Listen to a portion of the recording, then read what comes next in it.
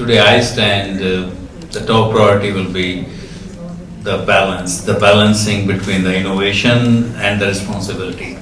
I know the previous session talked a lot about that governance, but that innovation, AI is bringing a lot of innovation in government, but we have to balance the responsibility, the data security, the privacy, the ethics. That's a top priority, I would see. The second thing comes in my mind is there's a fear as well in the community or people, as well as need, which is workforce readiness. How we get a workforce readiness for the new world of AI, both either upskilling the current people or preparing it and making sure that the fear people have that it's not taking the jobs. Those are the two top priority. I would say, if you ask me, one third is public-private partnership is equally important. When I'm serving government, all my 100% work is government. That partnership with government is really, really critical. Yeah. Thank you, Anil. John? We just took all my talking points. Now, I would say understanding what AI means and education. We kind of touches on what Anil just said. The issue is nowadays, if you ask 100 different people what AI is, you're going to get a different answer. People get hung up in machine learning, cognitive, AI. I don't think that even in the industry alone, people have a deep understanding of what the term AI means, except, money. And it's the educational aspect of it. We talk about, OMB mandates, hey, you need to include AI. Okay, what does that really mean? So we do need to take a step back and educate everyone out there. I mean, there is a fear about it. I mean, those who are looking at, DeepSeek nowadays, some agencies and some, especially federal government said, whatever you do, don't use that. We don't know what it is. So that automatic fear, just because we don't understand it, that needs to change. We need to have that understanding so we can talk about it openly. So a lot of what I'm seeing right now within the DoD and the Intel community is there's a lot of debates about semantics and words being used. So what came up recently is that the term ethical AI is no longer being used. It's called emergent AI. And it's more about the application of AI, how you're handling the data. What are you doing with the data? How are you monitoring it? How are you protecting it? So there's a lot of discussions right now that's more leaning away from, they're saying that ethical AI is not really the proper term, but it's more about the data being used, because that happens obviously a lot in the intelligence community. You're collecting all this information. There's debates about how much of it is for national security and how much of it is an impediment on civil liberties and privacy. And there's a fine line that we draw, obviously, when it comes to red alert situations. So it's really interesting, especially with collaboration, again, as Anil had mentioned, with the private sector. So there's a lot of partnerships with big companies like Google, Microsoft, Cisco, naturally with all their CEOs and with directors across the Department of Defense and the IC. But AI is here, it's not going anywhere, and it's something that the government has to face and figure out ways to implement it, but putting security enhancements in place and putting safeguards in place to obviously protect U.S. citizens and to also protect those within the government who are working in that space. And so, yeah, I think that there's a lot right now that's happening in terms of what those future use cases are going to be. Thank you. So each of you included some threads of themes that we're going to try to address in this conversation in the time we have together. I wanted to start first about AI adoption in government writ large and in the public service sector. Asking the three of you, how are agencies currently leveraging AI to improve decision making, enhance efficiency, which is one of the major value propositions of AI, in order to deliver better citizen services? And if you could share more particularly some success stories and some ongoing challenges in this area, I think that would be really useful. So why don't we start with John to kick us off? All right. I look at it more from a cybersecurity lens. So the teams that I run, some of my background, I was a government official as well as State Department, so we always want to go back to the use case. What tends to happen, especially with the terms AI, people always have this pie in the sky type thing. So what we said is what can we leverage? And ours is cybersecurity. When we started off and we took over a couple of very immature SOCs, I would say, people are like, no, we're going to use AI to fix everything. We don't need people. I'm like, well, you don't even have data. And it's just like, oh, we can get the data using AI. I'm like, well, how does that work, right?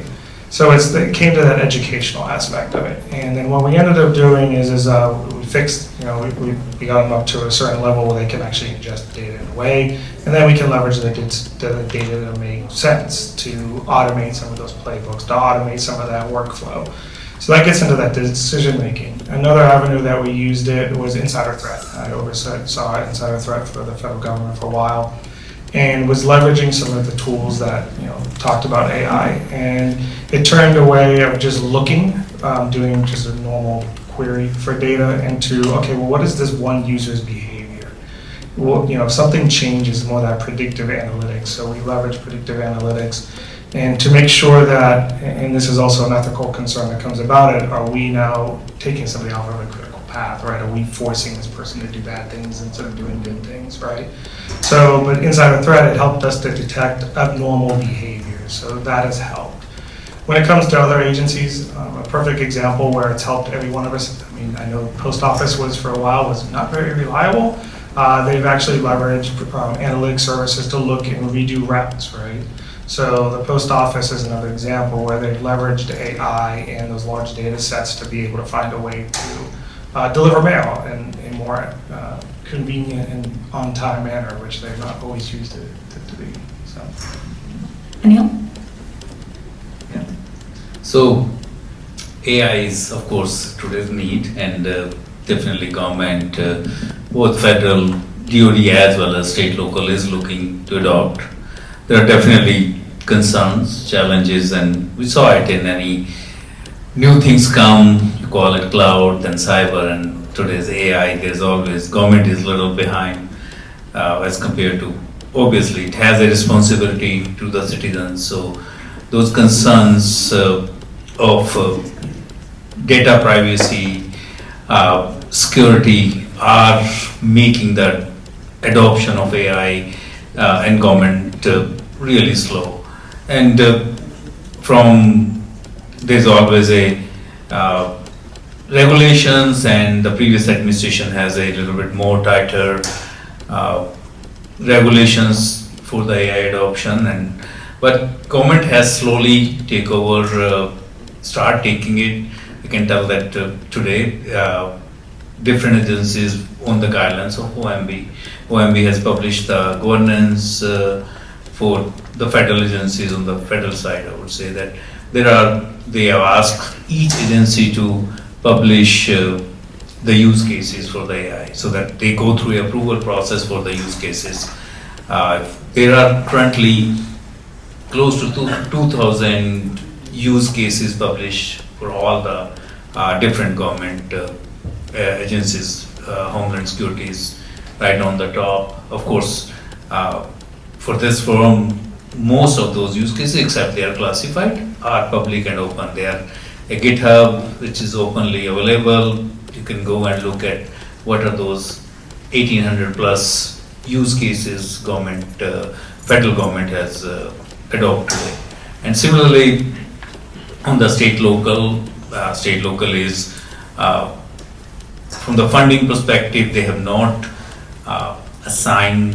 They are waiting for federal government to fund the AI initiatives, but it's being adopted. Some of the initiatives are integrated with the smart city initiatives. They have got the smart city fundings, and they're using some of that money to get AI into the smart city.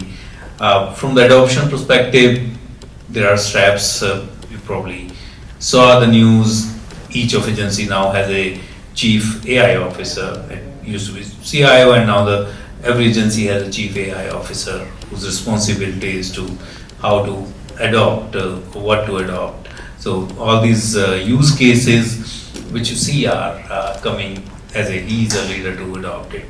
From some of the use cases or examples you mentioned, there are a lot of, obviously, easiest one is a Gen AI, the knowledge base, the chatbots. Those are easy to adopt, and lot of agencies are doing it. Basically, citizen-facing services they are adopting, which is easy to do. They already have a knowledge base. There's a lot of solutions available, and converting those knowledge base into a chat AI and providing that. That's a easy use case. A lot of agencies are doing it. Other than that, claim processing, Veteran Affairs has adopted. HHS is doing it. Department of Labor is going through that to process, to improve the efficiency and better citizen services, both in federal and state local. IRS is, then other area is the fraud prevention. So that's one area where a lot of focus is using the AI, because on one side AI is creating a lot of fraud these days and everywhere, but the good part is if we can use the same AI to fraud prevention, and that's happening a lot in government and for the right thing. IRS is using it, Veteran Affairs for the claims and all is start working on building those use cases. We ourselves are involved with IRS in a couple of these use cases. We early 3 years ago we developed a solution in AI for IRS to process all the paper-based tax returns. It was AI-based solutions, and Treasury Secretary was in our office to launch that product, and today IRS use for all the paper-based tax returns are processed through our solution. So there is a lot of adoption there. Yeah. Obviously, in the federal kind of ecosystem, there's so many different distinctive use cases, each with their own barriers and opportunities. And I'd love to jump to Krystle and to provide some comments on your experience, with kind of how this has been implemented in the national security and the defense sector in particular. So, I'm glad you talked about opportunities and challenges. I'll give two scenarios, one where AI presented an opportunity and one where it was challenging. So when I started at the Pentagon as Senior Advisor to General Shanahan, this was back in 2020, COVID had just hit. And it was an interesting time because you had this very young organization called the Joint Artificial Intelligence Center. It's now been renamed the Chief Digital AI Office. But when I was there, it was less than 2 years old. It was maybe 23 people. And you had a lot of private companies, from IBM to Cisco, to like Johns Hopkins Applied Physics Lab, everyone wanting to work with this new organization that fell under DoD CIO. And we had an emergency crisis, right? We needed to get supplies to our military at bases all over the world. So all these companies, free of charge, were just providing all of this big data to us because it was COVID. And so it was called Project Salus. It's an unclassified project. You can look it up online. And it was the first time where the Office Secretary of Defense actually partnered with FEMA and with several big companies and startups and labs to basically get all this data and to analyze it. And it was within 6 weeks to be able to get supplies to all our troops around the world in this unprecedented time. And I saw that as a great opportunity where AI/ML was really being put to good use. Especially in an environment where, typically like the health sector doesn't really work with DoD, like it had never been done before. But I've also seen challenges. So I had led a global future arms control study. I was a Bosch fellow, and I interviewed several Air Force commanders, and it was looking at unmanned aerial vehicles, basically, and using AI/ML. And you can imagine culture is a big issue. So even though through all the testing, it's proven that the technology is superior to, human precision, especially in targeting operations. And as someone I've, a former intelligence officer, so I was on the ISIS crisis cell. I've seen targeting operations at CENTCOM on the ground, how they operate. All the data shows that it's in our best interest to move towards AI/ML in drone warfare, but Air Force commanders don't want to relinquish control necessarily. And there's a big fear that there's not a kill switch, or what happens if there's a tech error. I mean, you end up with casualties of war, right? And that's blood on, our military's hands. So there was a lot of resistance in that, and there were a lot of questions about, do we have a human on the loop? To what degree, and how much are we relinquishing control. So I think when you get to like targeting operations, things of that sort, that's where AI/ML gets very tricky. And part of it is just tradition and culture and the way that our Air Force, our service components have always worked. With some of that's our fair concerns for sure, but a little more resistance to adopting new technology. And so I think that's one area where obviously it's going to happen, but it's going to happen at a much slower pace because it's up to those force recommenders to make that call that they're willing to bring that in. Yeah, it's a different sandbox with a different set of requirements and concerns. So you bring up a really critical point, which is the human element in all of this, and that kind of leads us to our next theme on today's panel, which is really around workforce implications, talent development, and readiness. And so, Krystle, you touched on, the control question between AI technologies and leadership in a lot of these organizations and settings. While you potentially contemplate some additional comments on that, I'd love to jump to Anil to talk a little bit about your views from not only the federal implementation side, but also the state and local government implementation side on workforce. What are the challenges? What has gone well, and what additional work needs to be done? Yeah, absolutely. It does a little bit. So, workforce readiness is definitely a challenge from both the angles. The existing workforce, which is worried that what's AI is going to take their job, and there's a need for the workforce for AI. It's a different skill set. So there's a lot need to be done, I must say. But there are definitely initiatives already from both in federal government and state government, and academia can play a big role in this whole thing to get that upskill the current skills people have. Because AI we need to have, there is solutions, there is a AI available, but even for that, simple skills like prompt engineering, you need your admin people could be the good prompt engineering people because they know the business. They know what to ask to get a better answer from AI. So there are definitely a lot of those skills, and there are being silo efforts being put. I think there will be more need from universities, schools to take over that at early in schools. So there will be a big need starting from, I would say, high schools to get some courses in the AI, and then obviously in colleges. I know some of the schools here locally, George Mason and all are planning. I'm very involved with George Mason as a trustee there, as well as in the advisory council for CEC and business school. They all are preparing some of the courses. Similarly, I'm pretty sure all schools, NSF, National Science Foundation, is providing a lot of grants in this area for upskills to schools, the colleges, and similarly OPM is providing the training to the federal workforce to get those skills and ready. Thank you. And John, I'd love for you to jump in here to talk a bit about workforce. I know you've been a part of many agencies, projects spanning everywhere from CMS to the State Department, and you also do teach at GMU, and you've got a cybersecurity focus.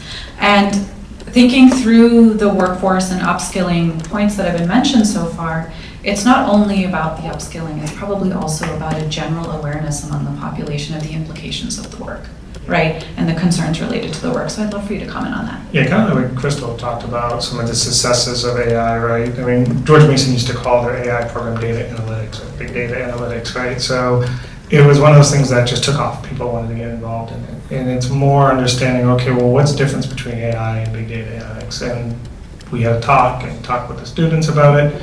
It's kind of calming that fear too. And there's a huge fear, and I look young, which is great, but I've been around since the 70s when everybody was worried about computers, right? The computers are going to take our jobs. It's evil. They're going to come over. Everybody remembers war games. That's kind of what people have this fear when you hear the term AI. So it's trying to build the understanding. I will say youth generally will embrace it a lot more than the older generations. And what was different with OMB this time is they realized, well, we need to get ahead of AI. So they kind of mandated it. So it made the older generations realize, okay, well, maybe we should be paying attention to it. So agencies such as the State Department, Department of Commerce, they try to find ways to embrace it and educate people. They had professors come in, they had people who have PhDs in data analytics explain the good of it. My job, unfortunately, is always to look at the bad, right? So I can go, can tell you what, the worst thing that could happen, but the percentage of it is very, very small, right? Most of the tools that we have out there will provide a benefit. What our job as intelligence analysts is to look at the bad, but also when we're educating and say, okay, well, this is the occurrence rate. And it's trying to get both people to be able to openly talk about it. What I'm seeing lately is people just want to turn it off. And they say, oh, I did this experience, or they're listening to the news. The news doesn't accurately report what is going on because they're not the experts in it. They're just reporting what kind of sells. So that fear in being able to understand what the terminology is, and we do need as a community to have a solid foundation of when we use this term, what does this mean? NIST is trying to do it. We even above it, and what we see is because people want to make money off of it. Let's be fair. I mean, you can go on there, you can find 30 stocks right now. They're probably doing really well or really down, just because of the term AI. Or when DeepSeek came out, oh, it's much cheaper, so stocks fell. There's a financial motive, but we need to get behind that and really understand past making money. What is the use case? What is the benefit? We need to teach people at a young age, okay, you can leverage these tools. As a professor, I see people using it to cheat, not the smartest if you're the one teaching about it. So instead of using it for the bad, how can you leverage that? Or, okay, if you're going to leverage ChatGPT, how can you do it in a way that's actually benefiting your research, right? And that's where it's coming down to the point as we keep looking and at the bad in the worst case scenario while trying to promote the good that comes out of it. Yeah, thank you for that really critical perspective. Krystle, did you have anything else to add? I know you shared a little bit. I think the only thing I would add is right now how security is run, right? So I was working with my client formerly was CIA, and it was the Center for Study of Intelligence, and they were looking at all of the vulnerabilities we have because the problem is a lot of our government policies are about 10 years behind technology. So when you enter a SCIF, right, a secure facility, you put your phone in a locker, right, your iPad, your computer, but they don't account for sensor clothing. They don't account for Bluetooth capability on a hearing aid, right, on your pacemaker, right. There's so many other ways that you can basically get in and collect information. And so in doing this, there's a huge gap that occurs. And it's still very primitive, the cybersecurity training that they give is from the 1980s. They haven't updated it. And there's a lot more ways to get connected to the internet than just your phone. So I think that's something that writ large, the DoD and IC will have to figure out, which is that just putting your phone in your locker is not enough. And how are we going to actually protect our classified information, especially when so much of stuff's connected. And when you come in, if you have a heater or you have any kind of plug-in device, right? There's just limited. There's limited means of security to actually protect people because they haven't updated their frameworks. I remember in the previous panel, there was some conversation around frameworks, and I think that'll continue to be an issue that we wrestle with as we continue to work in this area. Knowing the folks in the room and the entrepreneurial energy in this space, many small business owners, big business owners, folks that are looking to get involved and deepen their engagement in this space, I want to pivot us to thinking about public-private sector collaboration and kind of delve into from where we are now and where we think we're headed in the future. What role can the private sector play in helping further the adoption of AI? There was some data that came out recently where I think it's about the state and local governments have a far lower percentage adoption rate of AI and AI-based tools compared to the federal infrastructure. So how do we push that needle forward in a thoughtful way and in kind of lessons learned and learning posture to make an impact. So Anil, we'll start with you. Public, private, that's a critical, is the government right now definitely rely a lot on the private sector for the adoption. Obviously, government role there is more creating a governance framework, but the expertise they are getting it primarily from the private companies, and that's what our business is. 100% what we do is providing those services to the government, and you're absolutely right. As I mentioned, state local is running behind that. Like for our clients today, I personally, and my leadership team goes to our government customer. We are, in some cases, they don't even have budgets to, especially in the state local, smaller cities or a county, they don't even have budget to create a framework for preparing for it. So we, as a advisory services, we do provide them even to create the frameworks to adopt the AI, or putting a cyber environment for them, what need to be done. But overall, again, the noise in the market, the concerns about that's overtake sometimes that innovation part among them, and then the budget constraints, until we put all those things, are right now impacting, especially in lot and state local, and in federal. There's a lot of things going on. Last week we have heard a lot of things, but I strongly believe, I'm bullish that there will be a faster, more agile, and a faster adoption of AI in the federal government side, and then the funding will be passed to the state local to adopt, and private sector with the new administration definitely already there are the private sector. There's going to be a lot of bigger role for private sector to play, and make our government ready for AI, both way, not just the implementing, but also safeguarding our nation, because that's another important part. Krystle talked a lot about the DoD and the national intelligence. So that's one of the biggest concern right now from our adversaries in China, Russia. They are ahead of it. They have built the similar capabilities in AI. Today's we do currently support some of the missions program on the cyber defense for Air Force and Navy. We know that there are more attacks, AI triggered attacks on the networks, which we have to be ready and to prepare to prevent those. So what you're saying is you're balancing that kind of cautious and carefulness around implementation, but that there are still greener pastures to come, and that money is flowing. Okay, all right. I think that's what people wanted to know. So John, I'd love for you to jump in here and add your comments on, the public-private collaboration. Yeah, so I'll give it, as a person who's to help us to procure hundreds of millions of dollars worth of tools, right? It comes down, and you keep hearing use case. What happens a lot of times, and I know when I was at State Department, everybody wanted to work for the State Department, was we put that logo on there, but nobody listened to us. So when we used to do RFIs, we would submit an RFI, we would get back responses that our tool can do everything. Every time we asked a question, it would do everything. Didn't answer our question.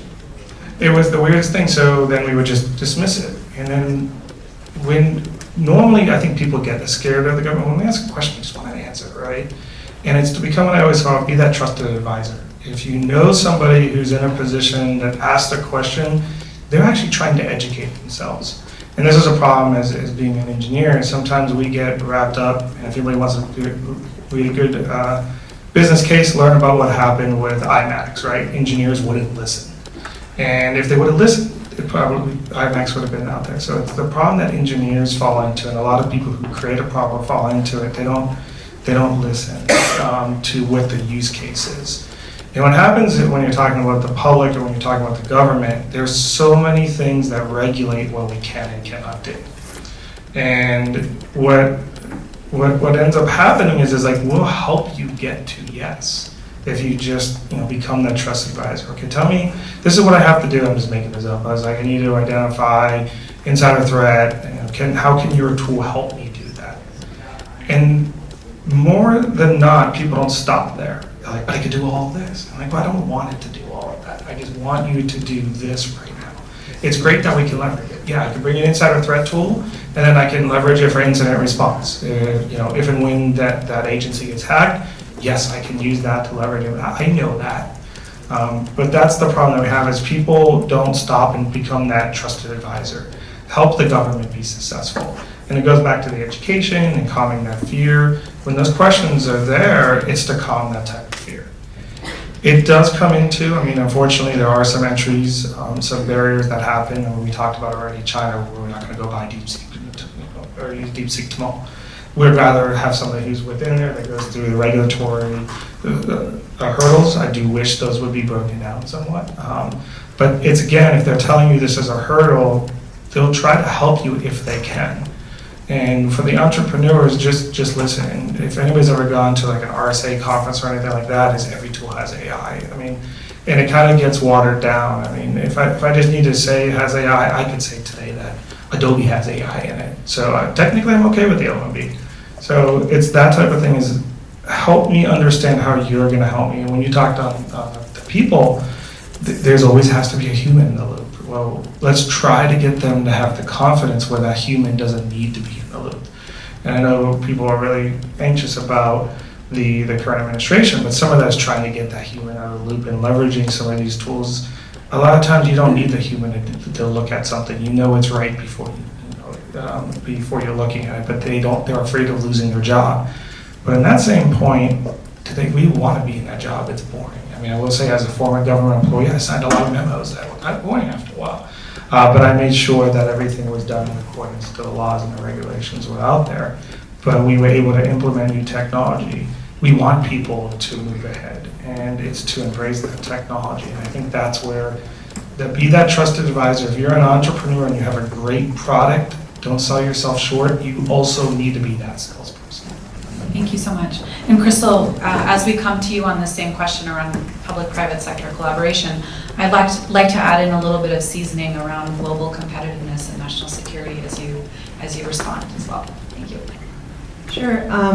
There are some programs that currently exist between the government and private sector. So I was part of a public-private analytic partnership program. It was through ODNI and DHS and the private sector. So they created working groups for like smart cities, IoT, AML. Each year they select different hot topics, and they have 14 people, half from the private sector, half from the public sector, to go to DEF CON. We went to RSA, go to meet with the CTO of Cisco, had trips around Silicon Valley, and basically come back, write a piece that was from both the public private sector lens, and then provide recommendations to ODNI on what to do. So I do think that some of those types of more academic efforts in that government construct is really valuable because you need that kind of dual lens perspective, right? Again, as we talked about, there's a lot of legacy systems that exist. The NSA has to go and hire consultants to come in to do pen testing to basically find vulnerabilities and patches in their system. They do not have that technical know-how inside, and they need to make sure that our systems are secure against China and Russia. And as we all know, like with the OPM hack, right, which my files are part of that as well. There were breaches that occurred. So there's a definite need, but there's a little bit of resistance that often comes from within the DoD and IC to do it because there's a lot of fear. And there's also people who grew up, without any of this technology. And I've seen that. Many of them, you'd be surprised, they've never done a tweet. I've had to actually sit down and show them what a Facebook post is. They don't have LinkedIn. They don't use technology at all. You have to go really baseline 101 with the GS teams, with the SESs. And when you talk AI, it's a whole nother level. It's another level of fear that exists, even if it's just efficiency, it's optimization. And from a business standpoint, it makes sense, right? Because government is still a business. You still have to look at your dollars. You still have to, be efficient. But they are thinking the traditional construct. So I think that I think the cultural angle of it, but also looking at the reality that's there and how to leverage it in is helpful. I'd say for small businesses, do not try to boil the ocean. They come, a lot of times small businesses come in and say, yeah, we can do all of this. And I remember the deputy director of the Joint Artificial Intelligence Center, he had said to me, Krystle, if a small business comes to you and they don't have at least 7 teaming partners, like throw it away. So if you can team and you can find people with niche expertise and you come in as sort of a package solution, right, and say, we can help solve this one small problem as like a team of 8, they will consider you.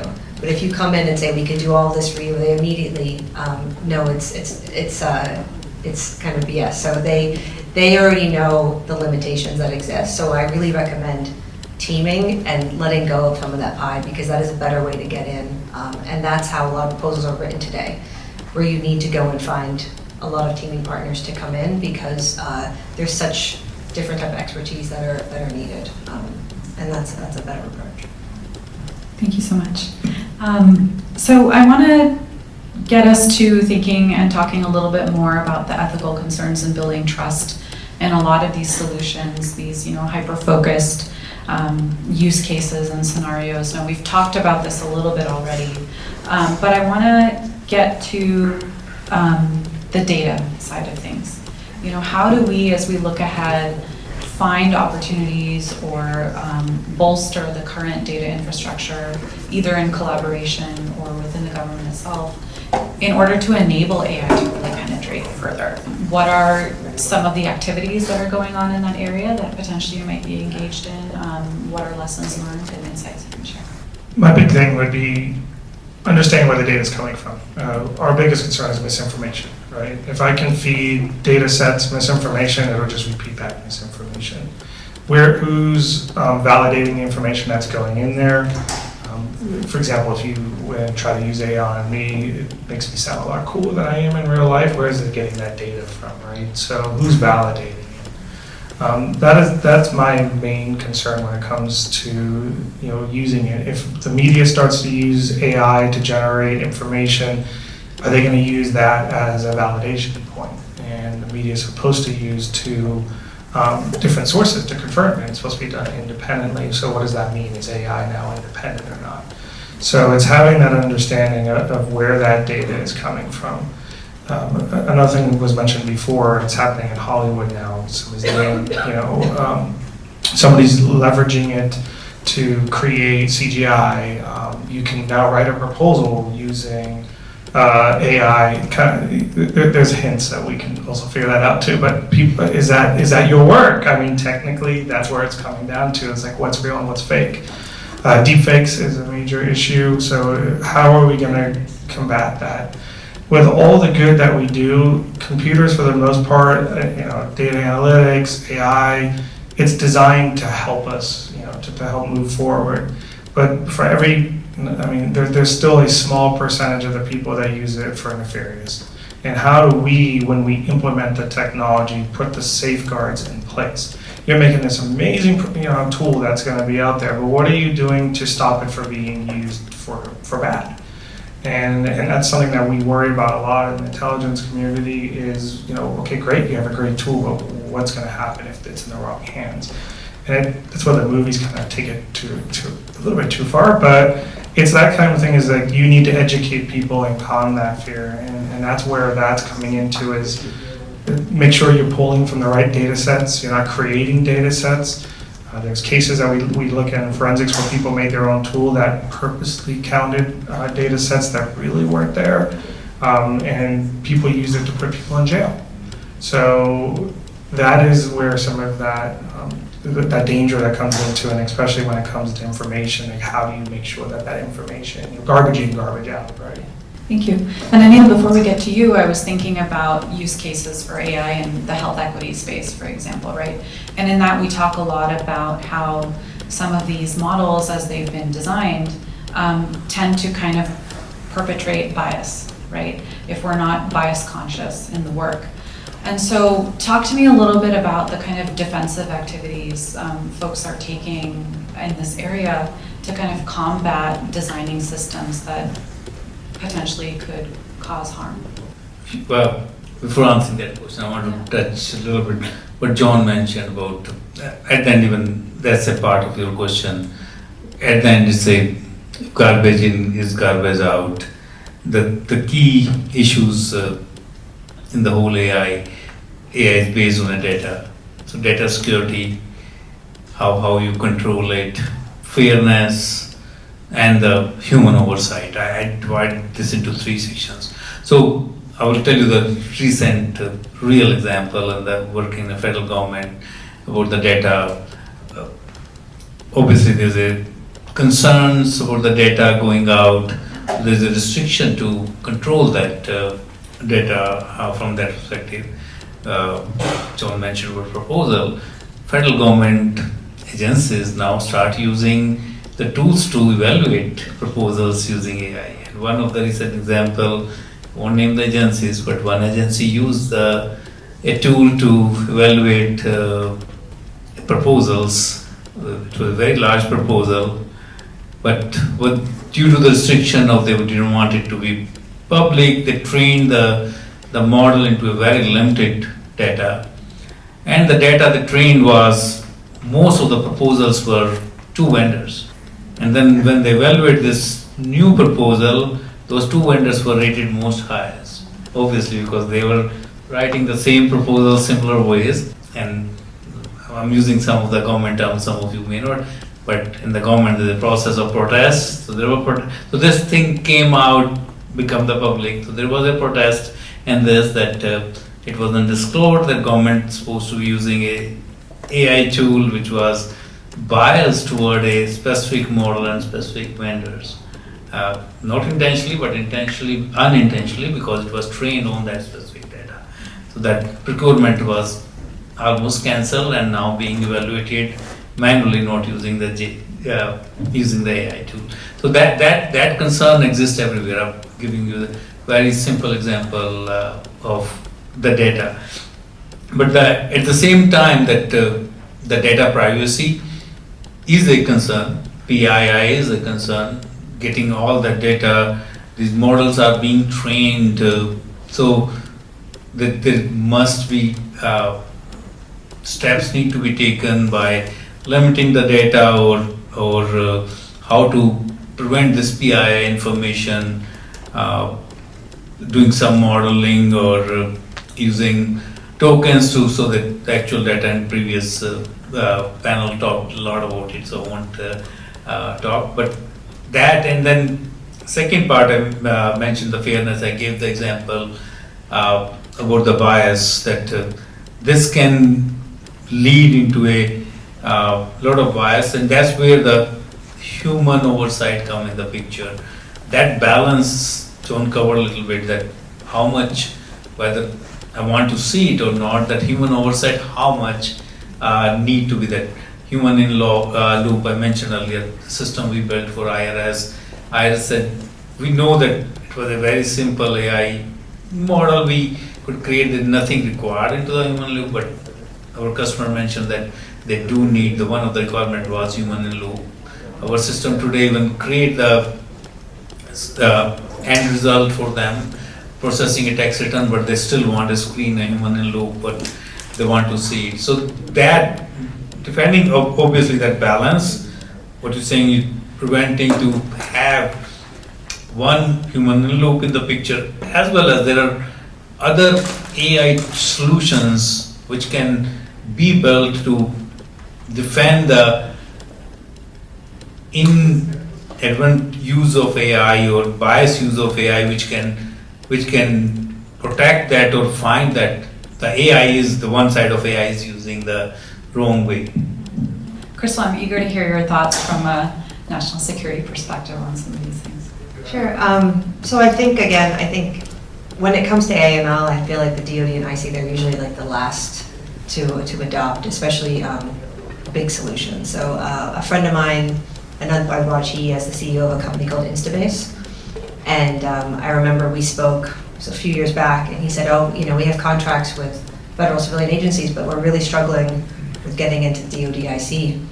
And I said, well, how are you approaching it? And he said, well, with our automation of data that they can do, document automation basically, we can wipe out HR and legal departments. I said, is that what you're saying when you walk into these agencies? Because that's a big red flag there. Super powerful. And that's again, that's a business-minded and also engineering mindset to say this is so efficient that effectively you don't need all these people working in HR and in legal because his tool works in like 180 languages, and he showed me you can put anything in, it'll process out in Punjabi and Arabic and all these languages, and basically find data right from someone's profile, 10 times faster than a human could find it. But it's taken some time, and I know now he's got a contract with CIA, and now it's slowly getting adopted again in small departments. But there's a lot of fear of these kind of tools because they do have this ability to scale at a massive level. They do have an ability to literally wipe out departments. Then you deal with issues of how do you fire all these government employees who have so much protection? And obviously, it's very difficult to get rid of anyone that's been in the government. Will these tools take over? What's going to happen? So I think a more gentle touch approach is wise, and one where there is human supervision and there's oversight on it, because I think in that way you'll be able to see more of these tools adopted, because there are really archaic processes. I mean, as someone inside, there's so many times I have to physically go and sign a paper and scan it in and walk into another department. I mean, it can take all day, right? Getting a CAC card can take literally an hour. I mean, there's so many little things you have to do that in the business world would seem so ridiculous, because it's just, things can be done, in seconds. But I feel like in the DoD-IC world, it's, we still operate as as you would decades ago. And so bringing in some of this would just save a lot of time and money, and less room for error as well. As you scan the horizon and look ahead, what are your top few opportunities for continued work and continued innovation in the space that really excite you?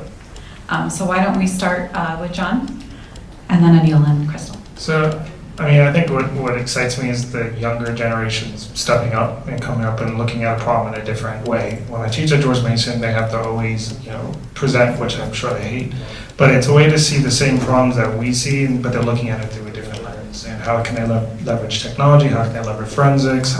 What would they recommend changing laws, right? So what excites me is the new people, the new ideas, and that's what's really cool about something like this is you get to see entrepreneurs that are looking at a problem set and approaching it in a different way. So as long as we can calm that fear about the adoption of AI, I do think we'll get over it. It's just that fear, we're human. It's just that we don't like change very much, and we just change the terminology, we get all scared. So I do think we will get there, and we just need more people like the people in the room that are willing to help, educate, help mentor the younger people. I've seen that's a problem that we have nowadays, where a lot of us started probably on a help desk or something like that, or building a computer in our basement because we're that geeky, right? But we don't give young people a chance, and I do see a lot more businesses mentoring that and helping that. And by bringing the younger generation into the fold, I do think that will help with that adoption and that understanding it, and kind of calming that fear, just like we did for our grandparents, right? So it's that's something that I'm very hopeful for. Thank you. Anil? There's definitely a lot of opportunities, and I'm very excited about AI. It's itself is an innovation, but the innovation it will bring as a result of this is unlimited. Both in government and outside government. In the government, improving efficiency, better citizen services, much more efficient government, which will help all of us, obviously. But outside government, I would say the AI used to come up with solving a lot of those health or clinical AI. I know, and I'm investing in some of those startups using AI in the health, the direction they are taking on the plasma solutions for cancers, and there's so much innovation going on, especially in the health sector using AI. I'm really, really excited about it. Thank you. And Krystle, final word from you? Well, last year I ran for Congress in Virginia District 10, and AI came up a lot in our debates. There's a lot of AI working groups right now on Capitol Hill, and a lot of these public-private sector partnership programs that exist. I think that, yeah, I mean, there's a lot of use cases that exist for AML. You know, even things like, you know, when COVID hit, right, they had to bring in businesses to come and do rapid COVID tests, and then have all that data come in before they let anyone enter. That was government employees and contractors into buildings. And so government can't do it all on their own. They don't have the ability, they don't have the expertise, and they can't staff up that fast. So I think that there's really great opportunity to bring in, especially small businesses, because there's all these 8A, Hub Zone, women-owned small businesses, all these, you know, opportunities for small businesses to come in. And I'd say that you know, the biggest thing I would look at is, instead of trying to sell to the government, try to align yourself to their mission. Orient yourself to their mission to see where you could come and help them solve a problem, instead of coming in and saying, we're trying to sell our product or our service to you, because they are not looking for, they're not looking for someone who's in sell mode. They want someone who can come and just take things off their plate in a safe and trusted way, and understanding their risks and concerns, putting their hat on. I think that would be the most successful approach, and I think that is, you know, the future of the next decade to come. Thank you. And I just want to amplify a couple of themes I heard from all of our panelists on, you know, the future of problem solving really is interoperability across sectors, across fields. And I think one of the beauties of AI and where we are right now is the opportunity to harness all of this power, computing power, to really get us closer and closer to solving problems in a more efficient manner, while also maintaining the balance that we need to approach it in the right way. So I want to thank our panelists so very much for all their contributions, and then after a nice round of applause,